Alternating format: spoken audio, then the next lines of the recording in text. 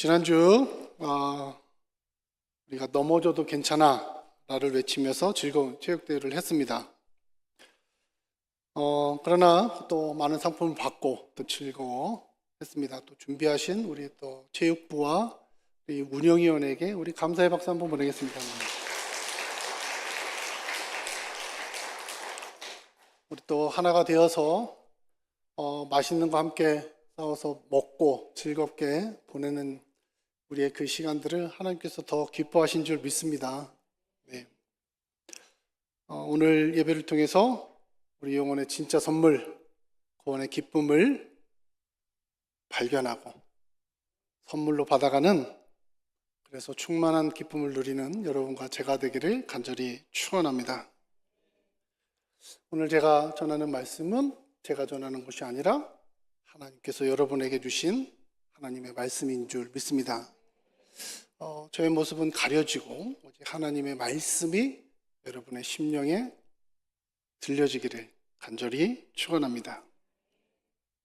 우리가 인생이라는 경기장에서 누구나 넘어지게 되죠. 그러나 우리 지난주 말씀처럼 넘어져도 괜찮아 라고 하나님께서 언제나 말씀해 주십니다. 넘어진 우리를 일으켜 세우기 위하여 예수님께서 십자가를 우리의 잘못, 우리의 실패를 감당하셨죠. 우리가 다시 구원의 운동장에서 뛸 수 있도록 완벽하게 변호해 주셨습니다. 우리는 이제 넘어진 이유를 또 묵상하고 부족한 영적 근육을 기르고 주님께서 주시는 능력으로 승리의 면류관을 향해 다시 달려가야 될 줄 믿습니다. 오늘은 사순절 5번째 주일입니다. 고난주일이라고 하죠. 다음 주는 예수님이 나귀를 타고 예루살렘에 입성한 종려주일입니다. 우리가 5번째 주일이 될수록 십자가의 순환과 고통이 더욱 가까워지는 엄숙한 시간을 보내고 있습니다.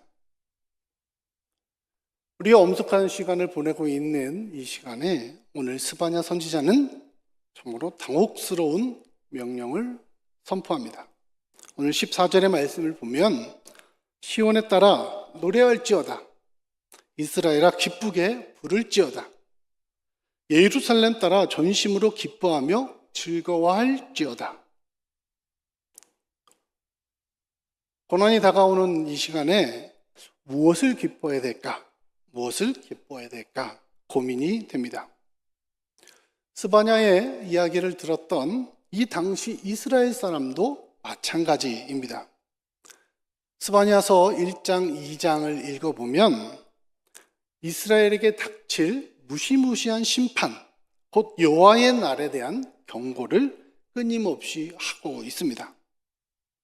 심판이 너희들 앞에 다가왔다라는 것입니다. 이스라엘은 영적으로 타락했습니다. 하나님의 말씀을 귀 기울여 듣지 않았습니다. 하나님을 의지하지 않았습니다. 오히려 힘있는 강대국에 의지하였습니다. 정말 바람 부는 그 등불과 같이 언제 꺼질지 모르는, 언제 나라가 망할지 모르는 위기 속에 있었습니다. 그러나 갑자기 여호와의 날 심판을 선포하던 스바냐는 이스라엘 백성들에게 너희들 노래를 불러라 라고 말하고 있습니다. 너희들의 세상이 절망적이지만 그럼에도 불구하고 나는 하나님 때문에 기쁘다 라고 외치며 노래하라는 명령을 내리고 있습니다. 요즘 작금의 시대를 보면 정말 종말이 다가온 것은 아닌지 염려하게 됩니다. 핵전쟁을 해야 된다, 핵을 사용해야 된다라는 소문도 있습니다. 사람이 사람을 죽이는 것이 아무렇지 않은 세상이 되었습니다. 전쟁의 소문이 더 늘어나고 어렵습니다. 그러나 하나님께서 이 어려운 상황 가운데 우리에게 기뻐 노래하라, 전심으로 기뻐하며 즐거워하라 라고 명령하고 있습니다. 그럼에도 불구하고 하나님 때문에 기뻐해라라는 이 말씀이 여러분과 저의 심령에 들려지기를 간절히 축복합니다. 오늘 15절 말씀에 보면 왜 노래해야 될까를 설명하고 있죠. 15절의 말씀을 보면 우리 같이 한번 읽어보겠습니다. 15절의 말씀을 같이 한번. 여호와가 내 형벌을 사하였고 내 원수를 쫓아냈으며 이스라엘 왕 여호와가 내 가운데에 계시니 내가 다시는 화를 당할까 두려워하지 아니할 것이라. 여호와 하나님께서 너희의 형벌, 너희들의 심판을 제거하셨다라고 선포하고 있습니다. 너희 인생에 있어서 심판이 더 이상 없다라는 것이죠. 하나님이 용서하셨고 그것을 제거하셨다라는 겁니다. 여호와의 날을 준비하고 여호와의 날이 다가오지만 하나님께서 그 형벌을 너희들에게 제거하셨다라는 것입니다. 그러니 너희들 어둡고 힘들고 캄캄한 현실 속에서 하나님이 계시니 기뻐해라 라고 이스라엘 백성에게 말씀하고 있습니다. 이 말씀은 오늘 우리에게도 동일하게 적용됩니다. 하나님께서는 우리를 향한 진노, 우리의 죄를 십자가에서 완전히 제거하셨기 때문입니다. 우리의 죄로 인하여 우리가 맞아야 할 그 형벌, 예수님께서 다 맞으셨고 그 죄를 용서하시고 그 심판의 자리에서 의인의 자리로 우리를 옮겨주셨기 때문입니다. 우리 인생에 더 이상 하나님의 심판, 하나님의 징벌이 있지 않다, 존재하지 않는다라고 선포하고 있습니다. 우리는 나를 위해 고난받으신, 나를 용서하시고 나의 형벌을 제거하신 예수님의 십자가를 바라볼 수 있는 믿음, 오직 그 믿음만이 우리를 구원할 줄 믿습니다. 하나님의 우리의 모든 형벌을 덮으셨죠. 그것도 영원히, 순간이 아니라 영원히 제거하셨다라는 것이죠. 예수님의 살과 피로 영원히 덮으셨다라고 말씀하고 있습니다. 그럼에도 불구하고 우리의 삶이 너무 아픕니다. 육신의 고통에서부터 다양한 인생의 무게로 힘들고 지쳐가고 있습니다. 우리가 법적인 형벌은 끝났지만 우리를 더 아름답게 만드시는 하나님의 사랑이 계속되기 때문이죠. 왜냐하면 사단은 우리의 죄악을 자꾸 들춰내고 그 죄악으로 인해서 우리가 넘어지도록 유혹을 하고 있기 때문입니다. 그래서 우리는 그 유혹을 이기지 못하고 넘어지기도 하죠. 그러나 우리를 다시 일으켜 세우고 우리에게 하나님의 은혜의 운동장으로 인도하시는 분이 하나님이십니다. 그래서 우리는 고난은 형벌이 아니라 가지치기다라고 말합니다. 우리 한번 같이 얘기했으면 좋겠습니다. 고난은 가지치기다. 생명을 살리는 일입니다. 더 좋은 열매를 맺기 위해 마른 가지들을 쳐내야 하는 것이죠. 당연히 그 가지들을 쳐내는 데는 아픔이 따르고 고통이 따르게 마련입니다. 결국 우리 인생을 꽃피우게 하고 인생의 참된 영적 열매를 맺게 하는 순간이기도 합니다. 하나님께서는 이스라엘 백성들에게 두려워하지 말라라고 말합니다. 다시는 너희들에게 형벌이 있지 않다라는 것이죠. 우리가 지난 체육대회 때 드렸던 말씀을 복습해 보면 우리가 때로는 실수하여 넘어져서 반칙을 또 퇴장을 당해야 될 위기에 처하기도 합니다. 그러나 주님께서 우리의 잘못을 십자가에서 대신 지셨기 때문에 우리는 계속해서 구원의 경기장에 있을 수 있습니다. 정죄의 경기장이 아니라 하나님의 은혜의 구원의 운동장에서 뛸 수 있는 자격을 얻게 된 것이죠. 우리는 더 이상 두려워할 필요가 없습니다. 우리는 언제나 그 구원의 경주에 참여할 수 있는 자격을 얻었습니다. 다시 화를 당할까 두려워하지 않아도 된다라고 말씀하고 있습니다. 예수님께서 십자가에서 우리를 변호하셨기 때문입니다. 우리가 가지치는 아픔이 있어도, 때로는 넘어져도 우리는 너무나 아픕니다.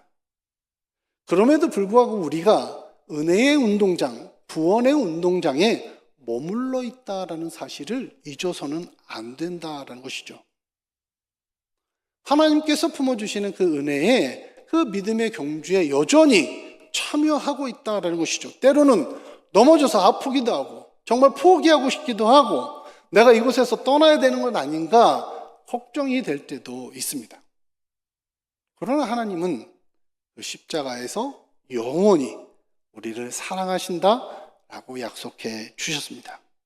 그럼 우리는 다시 화를 당할까 두려워하지 않아도 된다라고 약속해 주셨습니다.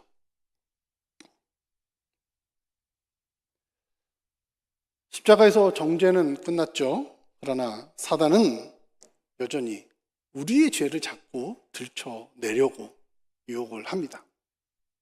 우리의 죄악의 일들, 그 마음들, 교만의 마음들을 들춰내려고 합니다. 주님은 약속하기를 우리가 죄를 자복하면 영원히 동이 서에서 먼 것처럼 우리의 죄를 잊어버리겠다라고 약속해 주셨습니다. 예수님 앞에 섰던 세리와 창녀들, 혈류병으로 고통받았던 여인들 모두 죄사함으로 기쁨으로 돌아갔습니다. 오늘 말씀에도 19절을 보면 저는 자를 구원하고 쫓겨난 자를 모으겠다라고 말씀하고 있습니다. 하나님은 바리새인처럼 스스로 내가 의로운 사람이야 라고 여기는 사람이 아니라 세리처럼 가슴을 치며 하나님 나를 불쌍히 여겨 주시옵소서 엎드리는 자를 기뻐하신다라고 말하고 있습니다. 우리가 죄를 자복하고 하나님 앞에 나아간다면 하나님께서 영원히 우리의 죄를 덮어주시겠다라고 약속하신 것이죠. 그런 겸손한 자를 위해 하나님은 어떤 일을 하실까요? 내가 죄인입니다. 나를 불쌍히 여겨주소서라고 말하며 십자가 앞에 선 자를 어떤 일을 해주실까라는 것이죠. 오늘 17절 말씀을 우리 같이 한번 읽어보겠습니다. 17절 말씀 우리 다시 한번 읽어보겠습니다. 너희 하나님 여호와가 너희 가운데 계시니 그는 구원을 베푸실 전능자이시라. 먼저 상반절만 읽겠습니다. 네. 여기 말씀을 17절 상반절을 보면 너희 하나님 여호와가 너희 가운데 계시니 구원을 베푸실 전능자이라고 말하고 있습니다. 구원을 베푸실 전능자가 어디 계시다고요? 너희 가운데 있다. 너와 함께하고 있다라는 것이죠. 여기서 전능자라고 말하는 것은 전지전능이라는 의미도 분명히 있을 수 있겠지만 나를 대신해서 전쟁터에 나가서 싸워주는 강력한 용사라는 뜻입니다. 용사가 되어서 나의 가운데 나와 함께 하신다라고 약속하고 있습니다. 하나님이 관중석에서 우리가 어떻게 잘 뛰나 어떻게 열심히 하나 보시겠다라는 것이 아니라 그 전쟁터 한가운데서 그 경기장 한가운데서 여러분들과 함께 뛰고 있다는 것이죠. 그 전쟁터에서 여러분이 맞아야 화살을 대신 맞아주시고 여러분이 넘어지면 다시 상처를 고쳐주시고 그 전능자가 너희와 함께하고 있다는 것입니다. 하나님은 언제나 우리와 함께 하십니다. 여러분과 함께 하신다는 것이죠. 여러분이 반대에 화살을 대신 맞아주시고 여러분이 아프시면 여러분의 상처를 치유해 주시는 그 구원을 베푸실 전능자로 함께한다라는 것이죠. 우리 17절 하반절을 또 한번 읽어보겠습니다. 하나님은 어떤 일을 하실까? 함께 읽겠습니다. 그가 너로 말미암아 기쁨을 이기지 못하며 너를 잠잠히 사랑하시며 너로 말미암아 즐거이 부르며 기뻐하시리라 하리라. 아멘.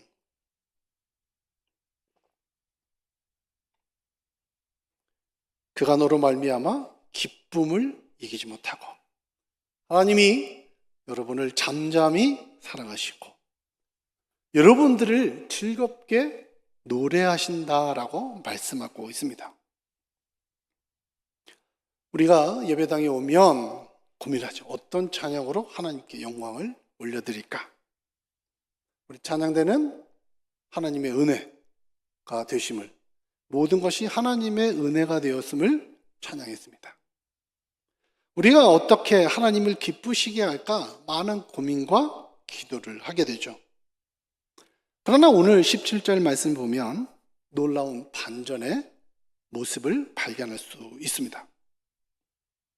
너희가 즐겁게 하나님의 구원을 노래해라 라는 것이 아니라 뭐라고 하고 있습니까? 하나님이 너희를 향해 노래 부르시겠다라고 말씀하고 있습니다.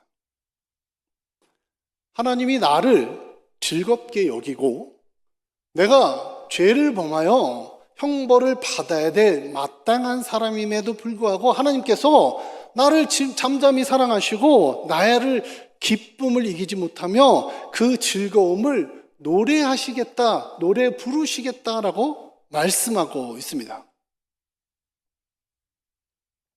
하나님이 여러분들을 위해서 노래 부른다라고 상상을 해 보십시오. 우리가 사랑의 세레나데를 많이 부르죠. 사랑하는 사람을 위해서. 그 전능하신 하나님이 나를 향하여 좋아서 춤을 추고 그 사랑의 세레나데를 부르신다라고 상상해 보십시오. 자녀를 보면서 우리가 좋아서 콧노래를 부르는 엄마, 아빠의 모습을 상상할 수 있습니다. 이 얼마나 놀라운 사랑입니까? 하나님은 우리를 잠잠히 사랑하신다라고 말씀하고 있습니다.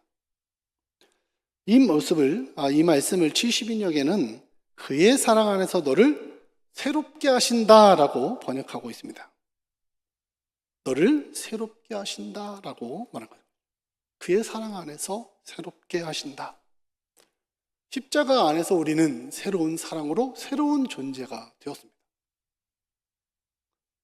우리를 정죄하고 우리를 비난하고 우리의 나약함을 들춰내어 우리를 넘어뜨리려는 그 사단의 유혹 속에서 나의 자녀이고 하나님의 자녀로 의인의 모습을 갖고 있는 자다라고 우리를 새롭게 규정해 주신 것이 하나님의 사랑입니다. 우리를 향한 비난의 목소리, 우리의 나약함, 왜 넘어졌어? 왜 유혹에 쓰러졌어? 라고 말하는 그 비난의 목소리가 아니라 그 비난의 목소리를 덮어버리는 하나님께서 너희를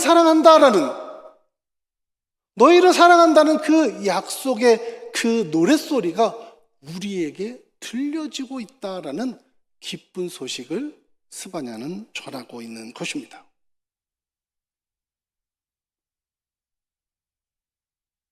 어떻게 새롭게 하셨을까? 우리에게 명성과 칭찬을 얻게 하신다라고 말씀하고 있습니다. 19절의 말씀을 보면 그때 내가 너를 괴롭게 하는 자를 다 벌하고 저는 자를 구원하며 쫓겨난 자를 모으며 온 세상에서 수욕받은 자에게 칭찬과 명성을 얻게 하리라. 다리를 저는 자, 쫓겨난 자, 온 세상에서 수욕을 받은 자.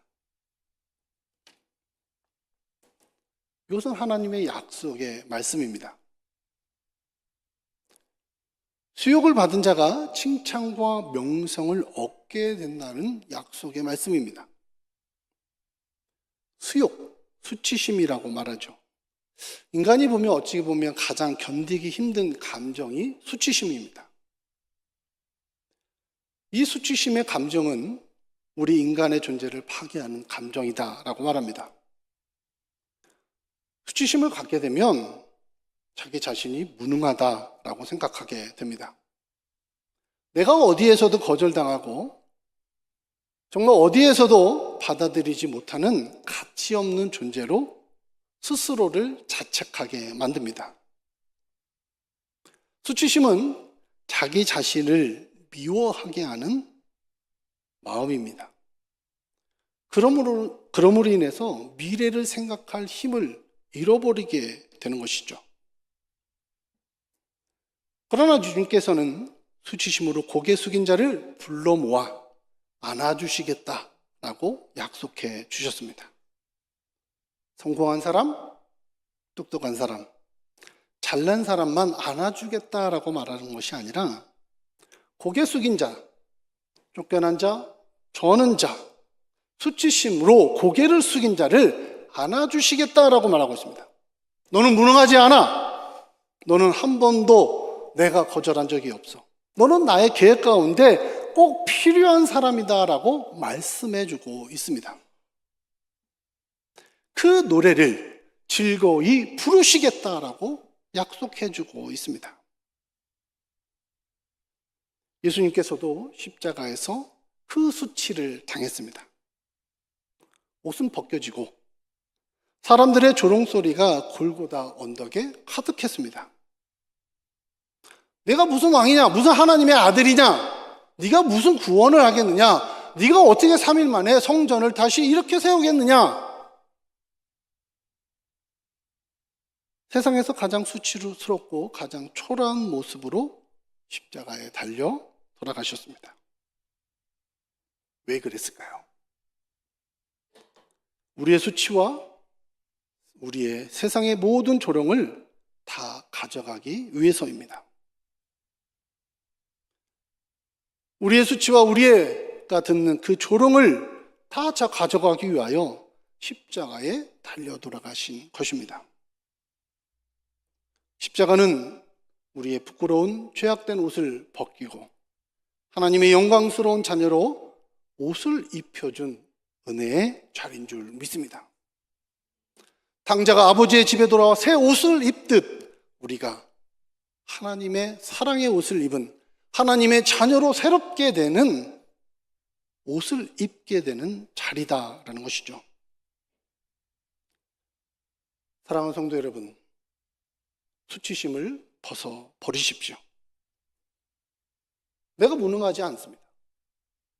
너는 가치가 없다라는 그 마음들 벗어버려야 한다라는 것이죠.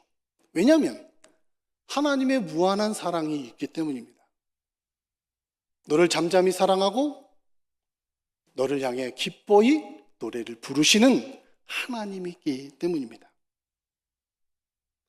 하나님은 우리의 손을 놓지 않습니다.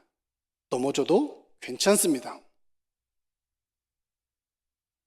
주님께서 십자가에서 그 수치를 당하고 우리에게 사랑으로 명성과 칭찬을 얻게 하셨기 때문입니다. 하나님은 여러분들을 위하여 오늘도 노래를 부르고 계신 줄 믿습니다. 여러분이 존재하는 것만으로 기뻐하고 즐거워하며 그 기쁨을 이기지 못하여 노래하고 춤을 추는 분인 줄 믿습니다. 죄악된 수치심으로 넘어졌다고 우리가 절망할 필요가 없습니다. 고개를 숙일 필요가 없습니다.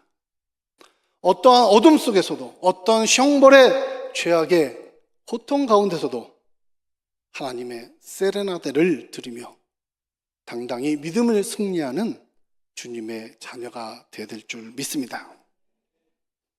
오늘 헌금송으로 우리 함께 부르기 위한 찬양을 같이 불렀으면 좋겠습니다. 옆에 있는 사람에게